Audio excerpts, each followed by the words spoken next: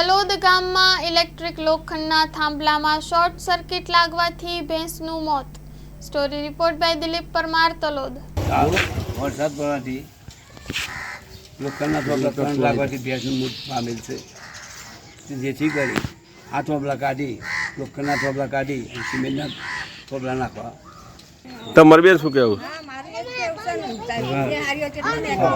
અને સિમેન્ટનો થોભલો નાખવા. એક ગામમાં એ બધા કઢાવા પછી એક જગ્યા હાવ એક હાથ મેલો આ છોકરાનો આવ થાય તો શું કરીએ? આ તો ભગવાન બોલે જીવ હતો છોકરો હોય તો 12 મહિને આવું થાય છે. 12 માસે આવું થાય છે. જોપામાં એ બે ત્રણ જણાની બેસી મળી એક છોકરાને થોભ લાગે. એક છોકરાને લોબો થઈ ગયો તો બચી ગયો પછી બરે ખેંચી નાખી દો લાકડે. આજે તલોદ ગામમાં ઇલેક્ટ્રિક લોખંડના થોભલાના કારણે આજે ભેંસનું મૃત્યુ થયું છે. એમાં ગામવાળાનું શું કહેવું છે એ આપ સાંભળશો. શેનાથી અકસ્માત થયો ભેંસનું? લોખંડના થોભલાથી.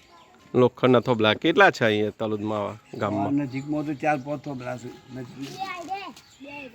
આપ શું કરવા માગો છો? સિમેન્ટનો થોભલો નાખવા માંગે. તમારું શું કહેવું છે?